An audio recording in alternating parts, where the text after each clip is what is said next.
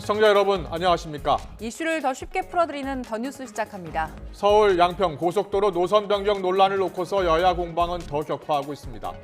여당이 적반하장, 내로남불로 민주당 게이트라며 역공에 나서자 야당은 국정조사, 특검으로 맞불을 놓고 있습니다. 여기에 똥볼, 헛발질 주장에 김건희 로드 국정농단 주장까지 맞서고 있습니다. 잠시 뒤 더 정치 시간에 풀어드리겠습니다. 용병그룹의 반란을 겪은 푸틴 러시아 대통령이 내년 대선을 앞두고 건재를 과시하며 보폭을 넓히고 있는데요. 반란의 핵심 인물 프리고진의 행방이 묘연합니다. 또 미국이 우크라이나에 대량 살상무기 집속탄을 지원하기로 한 것도 논란입니다. 잠시 뒤 자세히 알아보겠습니다. 먼저 오늘의 주요 뉴스부터 보시겠습니다. 윤석열 대통령이 북대서양 조약기구 나토 정상회의 참석과 폴란드 공식 방문을 위해 오늘 4박 6일 일정으로 출국했습니다. 이 기간 10개국 이상과 양자회담 등을 소화할 예정입니다. 후쿠시마 오염수 방류를 앞두고 야권은 일본을 방문해 항의 집회를 여는 등 공세 수위를 끌어올리고 있습니다.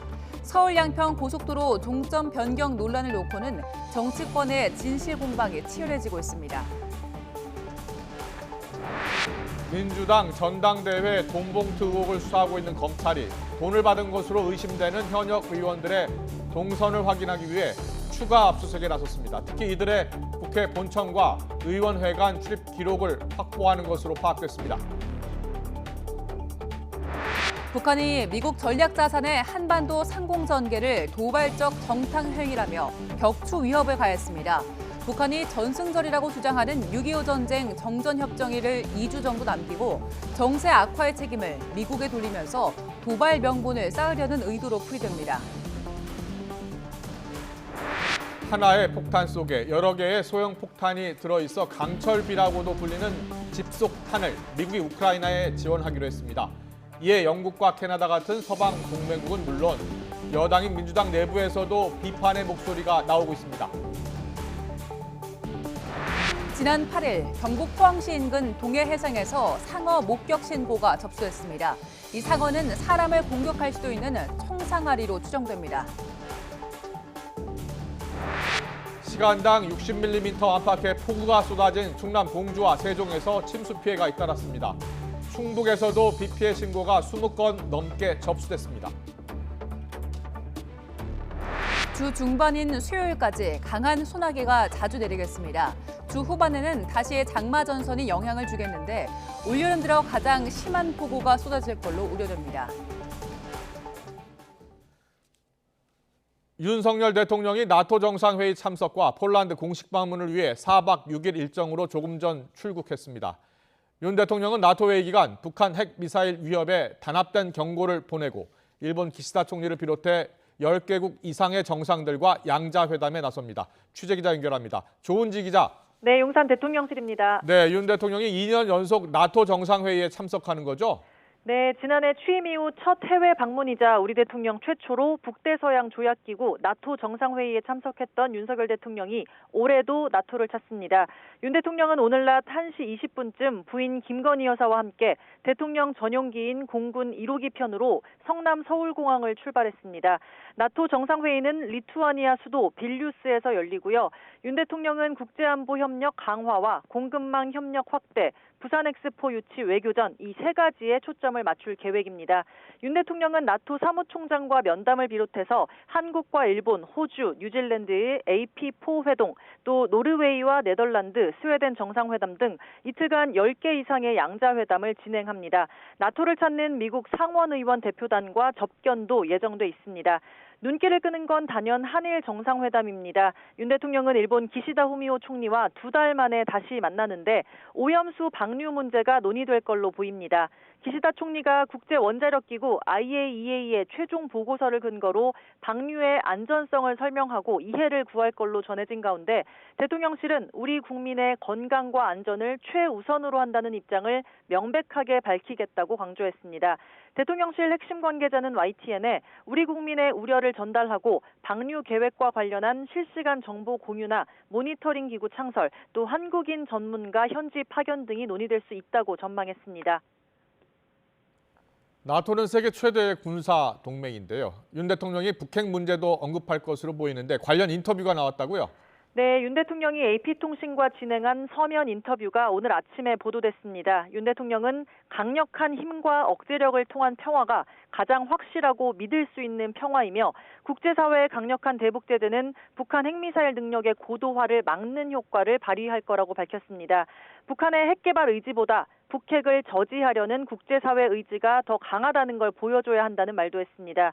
윤 대통령은 이번 나토 무대에서 북한의 핵미사일 위협 대처 방안을 논의하고 북한의 불법 행위에 대한 국제사회의 단호하고 단합된 공조를 강조하겠다고 언급했습니다. 오늘 인터뷰에는 우크라이나 관련 내용도 나왔습니다. 윤 대통령은 우리 정부가 그동안 다양한 형태의 인도적, 재정적 지원을 펴왔고 지난달 폭파된 우크라이나 카호우카댐 복구도 지원했다고 설명했습니다. 앞으로도 우크라이나 자유수호를 위해 계속 필요한 역할을 해나갈 거고 전쟁 종식 후 조속한 평화 회복과 재건에 필요한 다각적인 지원 방안을 강구할 거라고 밝혔습니다. 윤 대통령은 나토 회의 이틀 일정을 마치고 현지 시각으로 12일 밤에 폴란드로 이동합니다. 두다 대통령과 정상회담을 통해서 방산과 원전 분야 등 협력을 강화하는 건 물론 폴란드 인접국인 우크라이나의 전후 재건을 위한 다양한 방안을 중점적으로 다룰 예정입니다. 지금까지 용산 대통령실에서 YTN 조은지입니다. 윤석열 대통령의 나토 순방 기간 개최될 한일 정상회담에서 후쿠시마 원전 오염수 관련 논의가 예상되는 가운데 야권은 일본 총리 관저 앞에서 항의 집회를 여는 등 공세 수위를 끌어올리고 있습니다. 서울 양평 고속도로 종점 변경 논란을 놓고는 정치권의 진실 공방도 치열해지고 있습니다. 국회 취재기자 연결합니다. 박규환 기자. 네, 국회입니다. 어제 IAEA 사무총장이 민주당 의원들과 만났는데요. 이를 놓고도 여야 공방이 이어지고 있죠? 네, 그렇습니다. 후쿠시마 원전 오염수 방류가 초읽기에 들어간 가운데 윤석열 대통령과 기시다 총리의 한일 정상회담을 앞두고 여야 신경전이 거세지고 있습니다. 먼저 국민의힘은 라파엘 그로시 IAEA 사무총장의 방한 기간 민주당의 괴담 공세로 국격이 훼손됐다며 민주당이 정치적 색안경을 낀 일방적 주장만 이어갔다고 비판했습니다. 그러면서 오염수보다 더 중요한 건 북핵 문제라며 안보를 고리로 역공을 펴는 모습입니다. 김기현 대표도 한미동맹 강화 등 안보 협력을 논의하기 위해 미국으로 향했는데 출국에 앞서 민주당을 향해선 날선 발언을 쏟아냈습니다. 직접 들어보시겠습니다. 정치권에서 왈가왈부할 일은 아니라고 생각합니다. 민주당이 그 정중하지 못하고 매우 무례한 행동들에 대해서는 민주당이 아마 반성해야 할 것이라고 봅니다. 반면 민주당은 후쿠시마 원전 오염수 방류 저지를 위한 공세 수위를 끌어올리고 있습니다. 민주당 의원 등 의원 11명은 오늘 오전 2박 3일 일정으로 일본으로 출국했는데요. 출국 전 발언 먼저 들어보시겠습니다. 정부와 여당은 무대책으로 일관하고 있습니다. 오히려 국민 건강과 해양 환경 훼손을 걱정하는 국민들의 목소리를 괴담이라고 몰아붙이고 있습니다. 방일 의원단은 조금 전 기시다 총리의 관저 앞에서 항의 집회를 진행하며 오염수 방류는 핵 폐기물의 해양 투기를 전면 금지한 런던 협약과 의정서를 위반하는 거라고 주장했습니다. 이어 일본 정계 인사들과 만나 방류 저지 여론존을 국내외로 확대한다는 방침입니다. 한편 오염수 방류 저지를 촉구하며 보름 넘게 단식 농성을 벌인 민주당 우원식 의원은 건강을 염려한 이재명 대표의 설득 끝에 조금 전 단식을 중단했습니다. 오늘은 어떤 이야기가 나오고 있습니까? 네, 먼저 국민의힘은 양평 고속도로 계획안이 변경되기 전 원안의 종점 부근에 민주당 소속 정동균 전 양평군수 소유의 땅이 있다는 언론 보도를 거론하며 역공을 폈습니다. 국민의힘 윤재욱 원내대표는 김건희 여사 일가에게 특혜를 주기 위한 종점 변경이었다는 민주당의 논리대로라면 원안은 전 양평군수에게 특혜를 주기 위한 것이었느냐며 셀프 특혜 의혹부터 조사하라고 압박했습니다. 이야기 들어보시겠습니다. 민주당의 논리대로라면 지금 민주당이 원안을 고집한 것은 전 양평군수 일가에게 특혜를 주기 위한 것이라는 얘기가 됩니다. 전직 양평군수의 셀프 특혜 의혹부터 조사해야 할 것입니다. 정전 군수는 YTN과 통화에서 300평 정도의 땅을 물려받기는 했지만 길도 나 있지 않은 산속이라며 고속도로 원안의 종점까지 가려면 수 킬로미터를 돌아가야 하는 곳이라고 의혹을 전면 부인했습니다. 민주당도 어이없는 이야기라며 정전 군수를 엄호했는데요. 이재명 대표는 양평고속도로 변경안을 김건희 로드로 비유하면서 이런 게 국정농단이라고 강하게 비판했고 일부 최고위원은 국정조사와 특검까지 언급했습니다. 들어보시겠습니다. 대통령 처가는 막대한 개발 이익을 누렸을 것입니다. 그야말로 국정농단입니다. 대통령 친인척이 연루된 권력형 비리 의혹의 전형입니다. 여야 모두 사업 재개에 대해선 어느 정도 공감대를 이루고 있지만 서로 사과와 진실 규명을 요구하면서 접점을 찾지 못하는 양상입니다. 오늘부터 7월 임시국회가 열리는 가운데 오는 17일 국토위 현안 질의를 앞두고 양평고속도로 공방은 한동안 계속될 것으로 예상됩니다. 지금까지 국회에서 YTN 박견입니다. 네, 조금 전 박규환 기자 질문 연결 때 고르지 못한 화면이 나갔습니다. 사과드리겠습니다. 다음 질문입니다. 다음 소식입니다. 재작년 더불어민주당 전당대회 돈봉투 의혹을 수사하고 있는 검찰이 국회 사무처를 압수수색하고 있습니다. 돈봉투 수수 의원들의 출입 기록을 확보하기 위해서 한 달여 만에 추가 압수수색에 나선 건데요. 취재기자 연결하겠습니다. 김혜린 기자. 네, 서울중앙지방검찰청입니다. 국회 사무처 압수수색 소식 자세히 전해주시죠. 네, 서울중앙지검 반부패 수사 2부는 오늘 오전 국회 사무처에 검사와 수사관들을 보내 압수수색 영장을 집행하고 있습니다.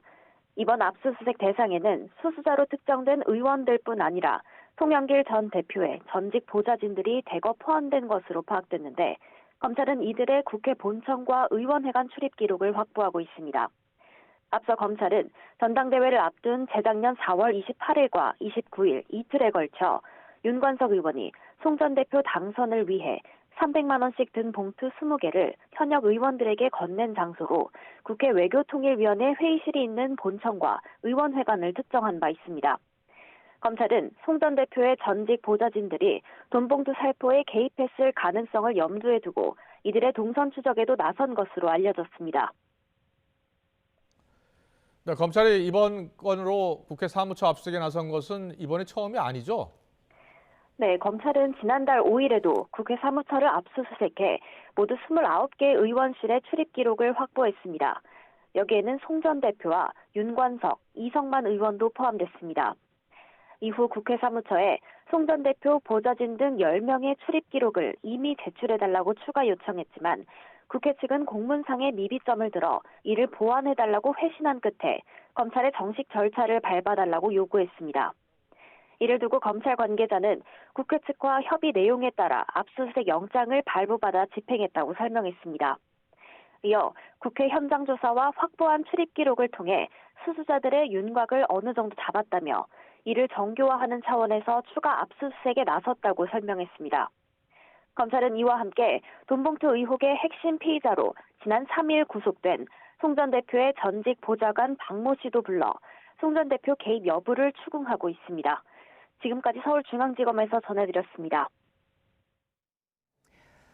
오늘 새벽 충남 공주와 세종에 시간당 60mm 안팎의 폭우가 쏟아지면서 비 피해가 잇따랐습니다. 추가로 많은 비가 내릴 걸로 예보된 가운데 대청댐도 수문을 열고 방류를 시작했습니다. 자세한 내용은 취재기자 연결해서 알아봅니다. 이상곤 기자. 네, 대전 충남 세종 취재본부입니다. 네, 오늘 새벽 충청 지역에서 비가 많이 온 지역 어디입니까? 네, 충남 공주시 정안면입니다. 오늘 새벽 5시를 전후해 시간당 63mm의 폭우가 쏟아졌는데요. 지금까지 내린 비의 양은 98mm로 이로 인해 산사태와 침수 등 피해가 잇따랐습니다. 공주시 정안면에서는 산사태로 축사에 토사가 밀려들었고 사곡면 굴다리를 지나던 차 한 대가 불어난 빗물에 침수됐습니다.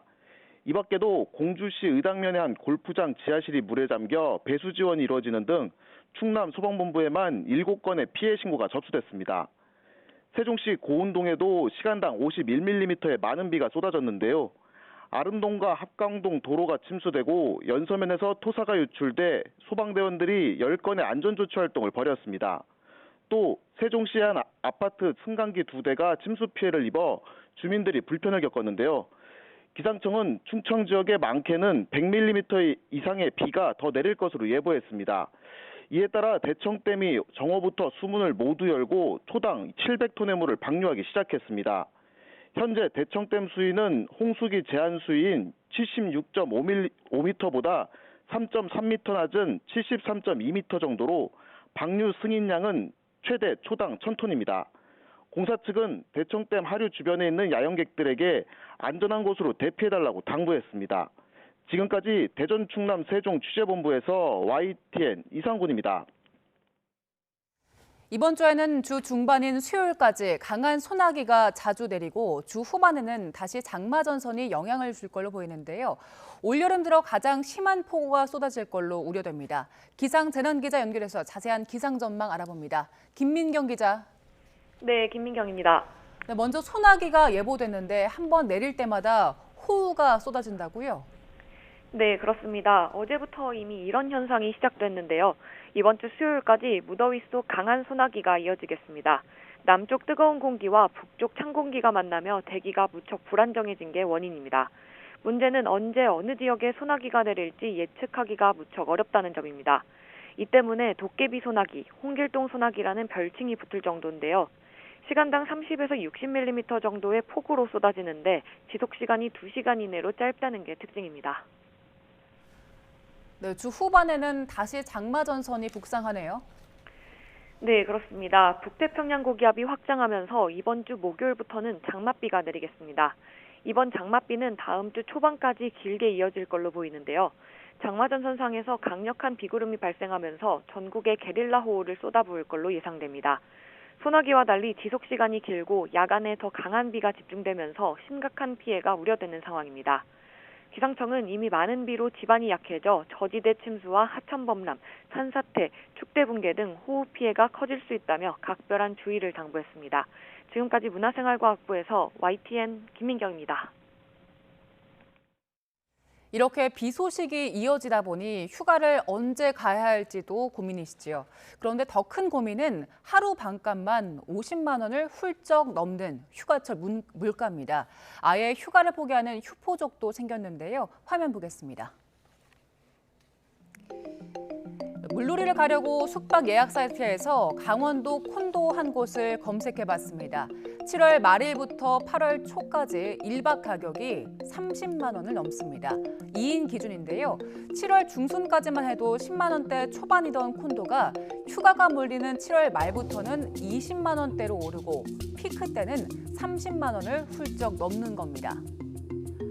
호텔로 눈을 돌리면 가격은 훨씬 더 올라갑니다. 부산에 있는 호텔을 검색해봤는데요. 3성급 이상을 선택하면 8월 2일 기준 객실 가격이 40만 원을 넘습니다. 품을 조금 더 들여서 저렴한 곳을 찾다 보면 어렵게 4인 가족 30만 원대도 찾을 수는 있지만 대부분은 예약이 끝났습니다. 실제로 올해 6월 기준 여름철 휴가철 물가 관련 심상치가 않습니다. 콘도 이용료가 지난해보다 13.4%, 호텔 숙박료는 11.1%가 올랐습니다. 여기에 외식 물가, 또 휴가지 이용료도 올라서 지갑 열기가 부담스럽죠. 그래서일까요? 전국 20살에서 69살 사이 남녀 3,000명에게 올해 휴가를 갈 건지 물었더니 휴가 계획이 없다는 사람이 73%에 달했습니다. 일정 조율이 어려워서란 이유가 35.4%로 가장 많았지만 비용이 부담된다는 사람도 34.8%로 많았는데요. 이래저래 휴가 가기가 쉽지 않습니다.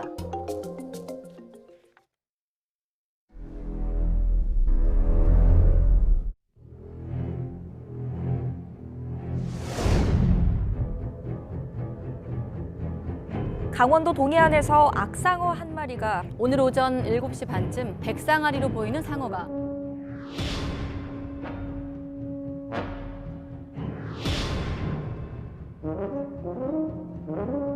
상어는 아열대 어종입니다. 한여름으로 가서 7, 8월 달로 넘어가면 해수 온도가 더 올라갈 가능성이 높고 그럴 경우에는 상어가 활동할 수 있는 환경이 조성이 됩니다.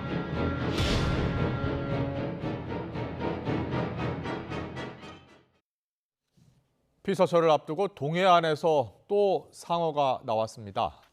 포항해양경찰서는 지난 8일 경북 포항시 구만항의 북서쪽 3.7km 해상에서 상어를 목격했다는 신고를 접수했습니다. 국립수산과학원 문의 결과 이 상어는 청상아리의 일종으로 파악이 됐습니다. 상어 목격 소식에 본격적인 휴가철을 앞두고 피서객 안전에 비상이 걸렸는데요.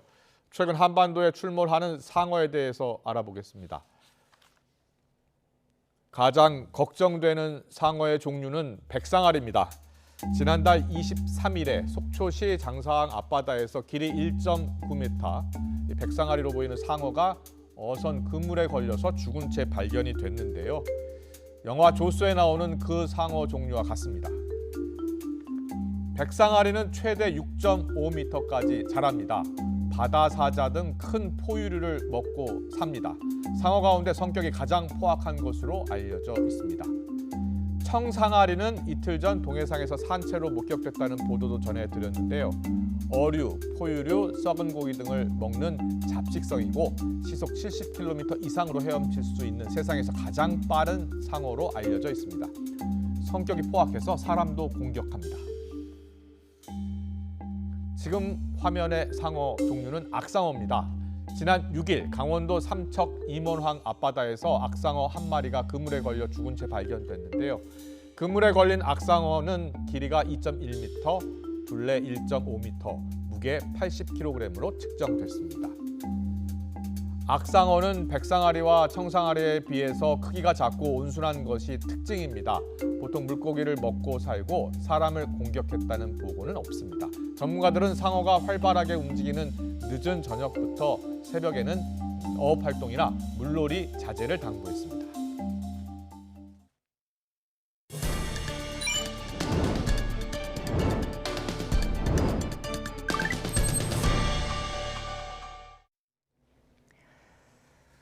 우크라이나에 대한 집속탄 지원을 결정한 조 바이든 미국 대통령. 매우 어려운 결정이었다면서 미국의 포탄이 충분히 생산될 때까지만 지원할 거라며 지원을 범위를 제한했습니다. 집속탄은 대형 폭탄이 공중에서 폭발하면서 열리면 그 안에 있던 수백 개의 소형 폭탄이 공중으로 흩어지면서 광범위한 지역에 피해를 미치는데요. 자, 영상으로 집속탄의 작동 방식을 보지요. 발사된 무탄이 열리면서 보시는 것처럼 수백 개의 새끼 폭탄이 공중에서 동시에 발사되지요. 폭탄이 사방으로 날아가기 때문에 파괴 범위가 넓고 대상도 무차별적입니다. 집속탄 한 발이 터지면 축구장 여러 개 면적을 파괴할 정도로 위력이 엄청납니다. 이 집속탄이 문제가 되는 이유는 불발탄이 지뢰처럼 남아있다가 뒤늦게 터져서 민간인이 다칠 수 있기 때문인데 지난 2021년 집속탄 사상자의 97%는 민간인이었고 특히 절반 이상이 평균 10살 정도의 어린이였습니다.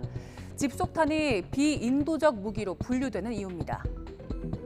2006년 이스라엘이 레바논 침공에 사용한 집속탄의 40%가 불발됐고 또 민간인 피해가 잇따라 발생했는데요.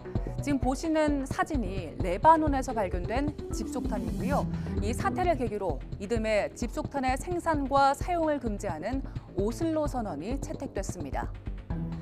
이후 2010년 유엔에서도 공식적으로 집속탄 금지 협약을 발표했고 현재는 전 세계 123개 나라가 집속탄의 사용을 금지하고 있습니다. 다만 미국과 러시아, 우크라이나는 이 협약에 가입한 적이 없고요. 우리나라와 북한, 또 이스라엘 같은 분쟁 지역 국가들도 가입하지 않고 있습니다.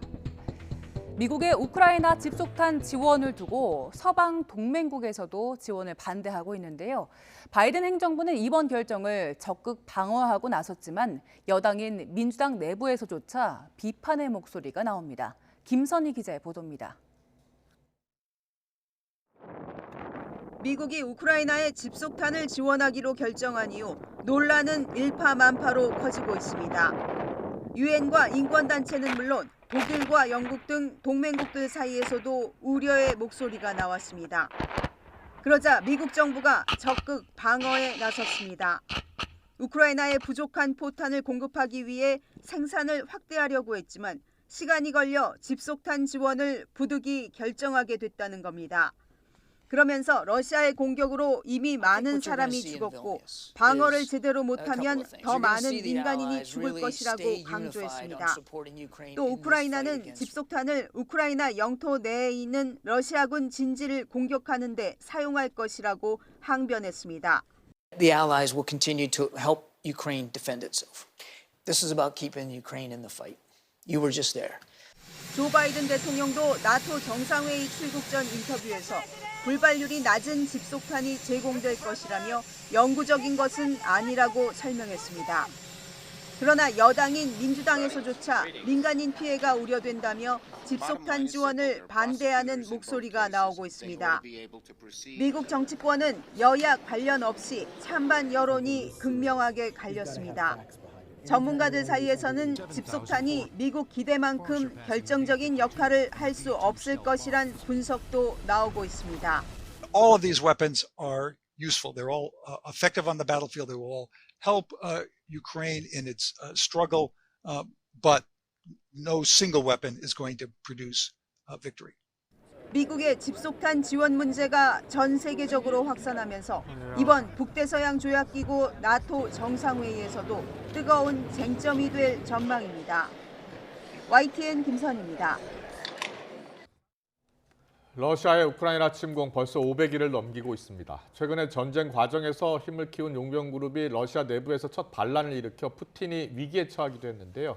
일단 반란의 핵심인 프리고진이 물러나면서 일단락된 것처럼 보였지만 암살 계획설부터 위장 도피설까지 여지는 계속 이어지고 있습니다. 네, 그리고 앞서 전해드린 대로 미국이 우크라이나에 집속탄을 지원하겠다고 밝힌 것을 두고도 논란이 계속되고 있습니다. 관련해서 두진호 한국국방연구원 연구위원과 짚어보겠습니다. 어서 오세요. 네, 안녕하십니까. 예. 용병그룹의 수장 프리고진이요. 망명을 했다는 이야기부터 여러 관측이 제기되고 있는데 프리고진은 지금 어디에 있는 것 같습니까? 현재 상황에서 프리고진이 어디 있는가를 정확하게 아는 것도 중요한데요. 네. 더 정확하게는 푸틴 대통령의 마음속에 그리고 푸틴 대통령의 결심 안에 있다라고 보는 게 더 정확할 것 같습니다. 그렇습니까? 네. 푸틴 대통령이 마음만 먹으면 언제든지 사실상 프리고진이 군사 반란 이후에 행선지로 알려진 벨라루스를 가는 과정에서 결국 러시아의 동맹국인 벨라루스와 푸틴 대통령과 알렉산더 루카셴코 대통령의 협의를 통해서 프리고진의 신병이 벨라루스로 인도되었기 때문에 사실상 프리고진에 대한 모든 사실상 정권을 푸틴 대통령이 가지고 있다라고 봐야 되는 게 타당하다고 생각합니다. 손 안에 있다. 그렇죠. 네, 그런데 지금 푸틴 대통령은 프리고진에 대해서 어떠한 처분도 안 하고 있잖아요. 드러나는 걸로는. 왜 아무 액션을 취하지 않을까요? 사실 겉으로 보기에는 아무런 처분을 하지 않는 것 같아 보입니다. 그런데 정확하게 러시아 시간입니다. 6월 23일 프리고진의 바그너 그룹이 이 군사 반란을 시행하자마자 마치 사전에 러시아 사정당국은 사전에 매뉴얼을 다 만들어 놓고 그대로 시행하는 듯한 느낌을 줬는데요. 바로 그것이 러시아 검찰이 발빠르게 움직였고 FSB라고 하는 연방 보안국 요원들도 발빠르게 움직이면서 이 프리고진의 가족들 그리고 프리고진이 소유하고 있는 바그너 그룹과 배지에 있는 콘코드 그룹에 대한 전방위적인 압수수색을 동시다발적으로 진행을 했습니다. 그렇군요. 이제 그런 압수수색이 어느 정도 일정 부분 이루어졌기 때문에 이런 부분들을 이제 검토하고 있는 그런 과정으로 보여집니다. 그렇군요. 어떻게 보면 이런 과정들이 제가 생각할 때는 푸틴 대통령이 집권 초기입니다. 2003년도로 정확하게 기억을 하고 있는데요. 당시 유명한 러시아의 올리가르키 신흥 재벌이죠. 호도롭스키 그리고 호도롭스키의 그룹입니다. 유코스 그룹을 그야말로 공중 분해시키는 일이 있었는데 이것은 올리가르히라고 하는 이른바 야권과 결탁했던 이런 정경유착 엘친 대통령 시기에 정경유착에 성공했던 이런 세력들을 마치 부정부패 프레임으로 씌워놓고 이들을 하나하나 처단해 가는 과정에서 나름대로 푸틴 대통령은 정치 권력을 강화시켜 나갔고요. 그래서 인기를 더 끌었죠. 그렇죠. 그 어떤 지지율을 올리는데 일정 부분 도움을 받았고 이번 상황에서 거의 유사한 방식으로 정면 돌파하는데 어떻게 보면 그 희생양, 원인을 제공했던 프리고진도 유사한 방법으로 가고 있다 이렇게 보고 있습니다. 그렇군요. 그런데요, 프리고진이 러시아 내에서는 그래도 나름대로 지지 세력도 있고 국민들로부터 인기를 얻고 있는 사람 아닙니까? 인기가 있었습니다. 그것이 이제 군사 반란을 하기 전에 최소한 6월 23일까지는 비정치인 중에서 그래도 지지율이 인기율이 예. 한 55%, 60%까지 육박이 됐고요. 예. 다만 이제 군사 반란 이후에 또 발빠르게 여러 기관들이 이렇게 인기 조사를 했는데 30% 미만으로 또 인기가 떨어졌습니다. 또 여러 러시아의 뭐 국영 언론들이 이미 이 프리고진에 대해서 반란 죄를 저지른 인물, 네. 그리고 부정부패 혐의까지 예. 이렇게 프레임을 씌우고 있기 때문에 그렇군요. 아마 과거에 누렸던 인기를 다시 회복하기는 어려워 보입니다. 네, 네. 지금 그 푸틴 대통령이 암살을 계획하고 있다 이런 얘기도 있긴 하더라고요. 이전에도 푸틴 대통령이 이제 본인의 정적에 대해서 독살을 한 사례들도 있었잖아요. 네, 2020년에 야권의 유력 주자입니다. 나발니라고 하는 반정부 성향의 예. 정치인에 대해서도 독살 시도를 해서 가까스로 나발니가 살아났고 네. 독일에서 치료를 받고 이제 본국으로 송환이 돼서 지금 이제 투옥이 된 상황이고요. 또 좀 더 거슬러 올라가면 2018년도에 네. 영국으로 망명을 한 예. 러시아 정보원 출신 스크리팔 예. 독살 사건도 있었습니다. 그래서 아마 이런 과거에 이제 러시아 정보 당국에 의한 이런 사건들이 있다 보니까 결국 프리고진도 이런 예. 수순을 밟아가는 것이 아니냐고 하는 이제 서방들의 그런 좀 의심들이 있는 것입니다. 지금 화면에 나오는 저 사람이 나발리 야당, 그렇습니다. 예, 야당 당수. 과거에 예. 그 독살을 하거나 독살 시도를 했을 때 러시아 내부의 반응은 어땠습니까? 알아도 말을 못했을 것이고요. 그러나 이제 그 서방에서는 이 모든 것들이 결국은 이제 크렘린궁의 지침을 받고 그에 따라서 정보기관에 의한 소행이다라고 하는 또 이런 프레임으로 나발니를 돕고 네. 또 러시아 정보원 출신 스크리팔도 이렇게 도왔던 일이 있기 때문에 그런 부분이 있겠습니다. 그렇군요. 프리고진에 대해서 이제 부정부패 혐의 그리고 반란 혐의 적용을 할 것으로 보인다라는 말씀을 해주셨는데 프리고진이 뭐 변장술에 능하다라고 하면서 보도에 나오고 이 배경은 뭐라고 보세요? 일단 프리고진 자체가 좀 기행적인 부분이 있는 것 같고요. 두 번째는 프리고진 자체도 물론 제도권 인사는 아니지만 오랜 네. 시간 동안 권력과 가까이 있었고요. 예. 그리고 무엇보다 바그너 그룹을 운용을 하면서 뭐 중동이라든지 아프리카, 특히 이제 내전 지역에 상당 부분 관여를 했기 때문에 그런 과정에서 반대 세력에 있었던 세력들로부터 신변의 위협을 느꼈을 것입니다. 네. 그런 부분에서 본인의 생명을 지키기 위해서 이렇게 변장술을 해오기 위해서 그런 저런 소품들을 좀 활용한 것이 아닌가 이렇게 좀 보고 있습니다. 그렇군요. 네. 푸틴 대통령의 등에 칼을 꽂았다라고 표현이 됐었는데 프리고진 사실상 푸틴 대통령의 손아귀에 있다는 말씀을 해주셨잖아요. 네. 근데 푸틴 대통령이 이런 일이 있고 나서 부쩍 자신의 건재함을 과시하려는 듯 대중들과 소통하고 밀착하는 행보 보여주고 있습니다. 영상부터 보고 오겠습니다. Бизнес-аналитики и роботизация. Компания VR Concept создала многопользовательскую программу 3D-моделей на телевидении. Электротранспорт, зарядные станции яблок.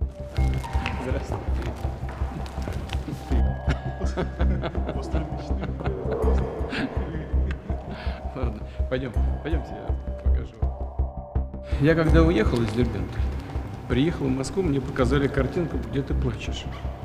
Ну, я думал, что понятно, что я, к сожалению, не могу поговорить с каждым человеком, который на площади стоит. 네, 전문가 입장에서 푸틴 대통령의 저런 모습은 어떻게 보셨어요? 사실 저 장면 굉장히 이례적이었고요. 예. 저 소녀는 다게스탄 공화국의 데르벤트 지역에서 온 8살의 라이사트 아키포바라고 하는 소녀입니다. 네, 네. 저 소녀를 크렘린궁으로 푸틴 대통령이 부른 이유는 6월 말에 이제 군사 반란 사태 이후에 다게스탄 공화국을 푸틴 대통령이 방문을 했는데 네. 그때 저 소녀가 푸틴 대통령을 만나지 못했고 그래서 울었다고 합니다. 그 소식을 접한 푸틴 대통령이 아키포바와 그 아키포바의 부모를 이제 크렘린궁으로 불러서 이렇게 격려를 해주는 장면입니다.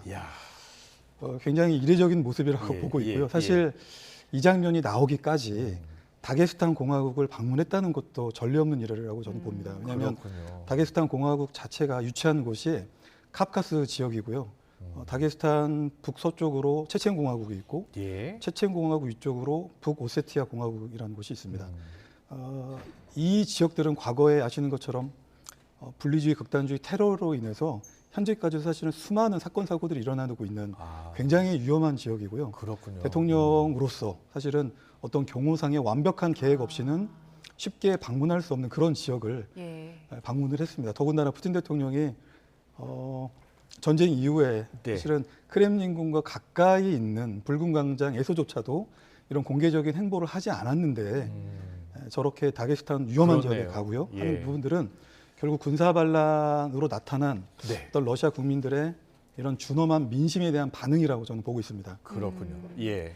지금 반란 이후에 그 러시아 내부에서 또 다른 반란 움직임들에 대한 이야기도 계속해서 나오고 있더라고요.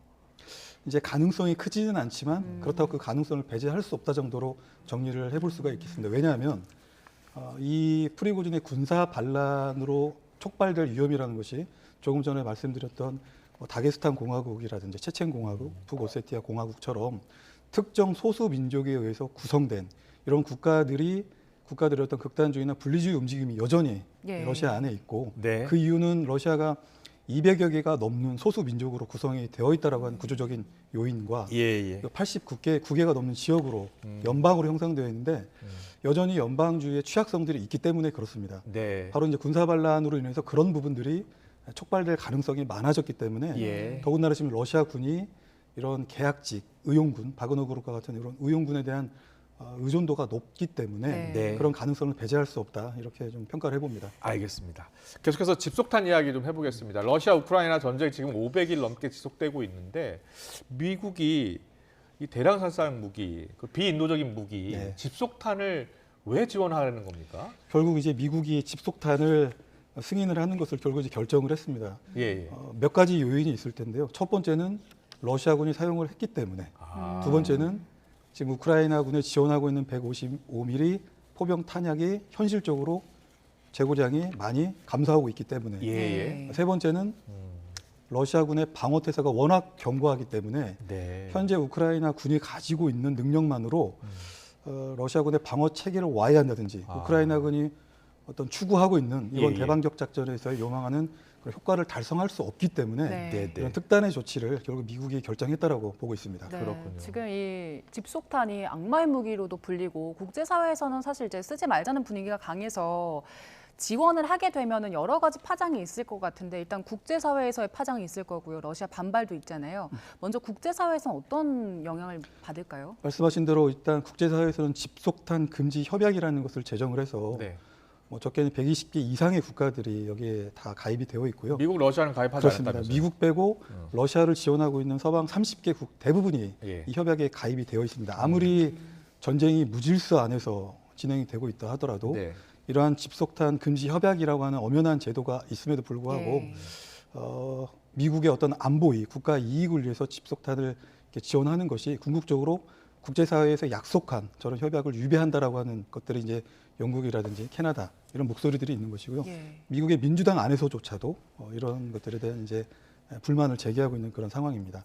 더군다나 과거에 이스라엘이 헤즈볼라를 상대로 전쟁을 수행할 때 집속탄을 썼는데 사용하고 남은 수많은 이런 집속탄들 중에서 결국은 마치 지뢰처럼 불발탄 비율이 40%가 넘었고 그것이 오랜 기간 동안에 그 전쟁의 영토에 보관이 되는 과정에서 전쟁 이후에도 수많은 민간인 사상자가 발생을 했기 때문입니다. 만약에 집속탄을 우크라이나군이 사용하게 된다면 아마 155mm 포병, 이중 목적의 고폭탄을 사용할 가능성이 큰데 그것이 결국은 어쨌든 특별군사작전, 러시아가 수행하고 있는 특별군사작전 지역으로 사용이 될 것이고요. 또 일부분 불발탄이 발생을 하게 된다면 그 또한 전쟁 범죄의 가능성을 배제할 수 없기 때문에 서방으로서는 부담스러울 것이다 이렇게 보고 있습니다. 그렇다고 바이든 대통령이 이 결정을 철회할 가능성은 낮다고 봐야 되겠죠. 지금 현실적으로 전쟁에서 가장 기묘한 것이 사실은 F-16보다 더 기묘한 것이 우크라이나군 입장에서는 포병 탄약이고요. 그런 포병 탄약을 가지고 견고하게 구축되어 있는 러시아군의 방어 진지를 이렇게 파괴시키는 것이 중요한데 그렇다면 집속탄은 굉장히 우크라이나군에는 지금 필요한 상황입니다. 그리고 러시아도 상당히 강하게 반발하고 있죠. 러시아군 이제 메드베데프 국가안전보장회의 부의장도 이렇게 되면은 3차 세계대전으로 갈 수 있는 길이다라고 이렇게 미국을 압박하고 있는 그런 상황이고요. 이런 부분들이 이미 수차례 러시아는 우크라이나를 침공한 이후에 필요에 따라서 러시아의 국가 이익을 위해서 전술핵 무기도 사용을 하겠다라고 이렇게 이제 겁박을 국제사를 했는데 결국 이번 집속탄 사용 문제도 또 러시아의 핵태세를 좀 위협을 고조시키는 것이 아닌가. 전문가 입장에서요.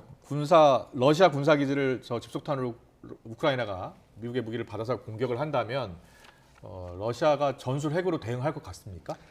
일단 저 무기를 사용하게 되는 한 개 지역은 현재 전쟁이 진행되고 있는 특별 군사 작전 지역으로 제한을 할 것이고요. 네. 물론 이제 그 지역을 해석을 어떻게 할 것이냐는 우크라이나 입장이 다르고 또 러시아 입장이 다르지만 네. 굉장히 제한적으로 사용할 것이고요. 아마 집속탄은 현재 전쟁이 진행되고 있는 특별 군사 작전 지역 말고 예. 그야말로 러시아 본토로 사용될 가능성은 거의 없다고 봅니다. 러시아가 전술핵을 쓸 가능성은요?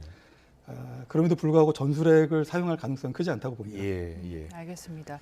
자, 그리고 이제 나토 정상회의가 열리고 있는데 여기서 주요 의제 중에 하나가 우크라이나가 나토에 가입할 것인가이잖아요. 근데 지금 사실상 보도들 보면 미국도 그렇고 우크라이나도 그렇고 이번은 시기가 아니라고 보는 것 같아요. 네, 이번 나토 정상회의의 주요 의제가 결국은 또 우크라이나 재건, 네. 우크라이나의 나토 가입 문제, 그리고 바그너 사태 이후에 영내 안보 문제가 주 의제로 다뤄질 것으로 예상이 되는데요. 러시아는 절대 안 된다는 생각이잖아요. 네, 그런데 사실은 나토 정상회의 하기 전에 최소한 2, 3주 전부터 미국과 나토가 이렇게 이제 입장을 내놓는 것입니다. 우크라이나는 아직 나토 가입할 준비가 되어 있지 않다.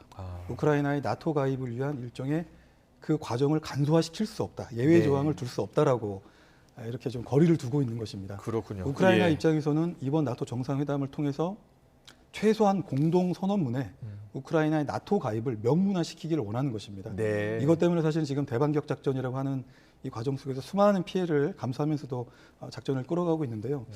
그런 부분에서 이번 나토 정상회의를 통해서 우크라이나의 나토 가입 문제가 제도화될 가능성은 좀 낮아 보이고 대신 우크라이나 나토 가입 촉진을 위해서 나토 우크라이나 간의 일정한 이사회라든지 위원회 같은 이런 협의체를 구성을 함으로써 나토 가입을 지원하고 도울 것으로 이렇게 전망을 해봅니다. 그렇군요. 마지막으로요. 오늘 501일째 러시아의 우크라이나 침공 501일째 되는 날인데 앞으로 이 전쟁 어떻게 흘러갈 것 같습니까? 간단하게 예측해 주세요. 이 전쟁의 상황을 한마디로 정리한다면 현재 러시아군이 점령하고 있는 지역에서 소모전이 그냥 지속될 뿐이다. 미세한 공방전이 지속되고 있을 뿐이다. 마치 일부 언론에서는 특히 서방 언론에서는 우크라이나군이 큰 성과를 달성하고 있는 것처럼 러시아 지역으로 빼앗긴 영토를 회복하고 있는 것처럼 이렇게 좀 묘사가 되는 부분이 있으나 여전히 점령하고 있는 지역에서 큰 변화는 없는 것으로 보여집니다. 그래서 이것들을 어쨌든 타개하기 위해서는 평화협상을 복원을 해야 되고요. 그런 움직임들도 일부 가시화되고 있는 것입니다. 왜냐하면 젤렌스키 대통령이 나토 정상회의 앞서서 튀르키예를 방문을 했고 또 튀르키예 에르도안 대통령이 우크라이나는 나토에 가입될 준비가 되어 있다고 밝혔고요. 이 외에도 튀르키예 에르도안 대통령은 사실은 개전 초기부터 이 전쟁의 적극적인 중재자 역할을 수행을 해왔습니다.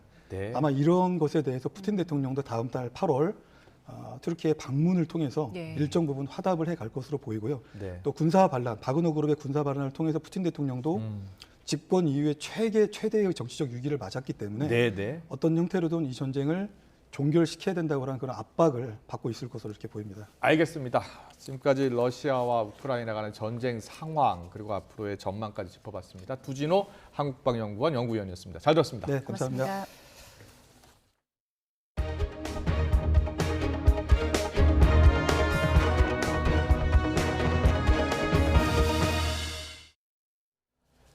북한이 미국 전략자산의 한반도 상공 전개를 도발적인 정탐 행위로 간주하면서 격추 위협을 가했습니다. 전승절이라고 주장하는 6.25 전쟁 정전 협정일을 2주가량 남기고 도발 명분을 쌓으려는 의도로 풀이됩니다. 임성재 기자의 보도입니다.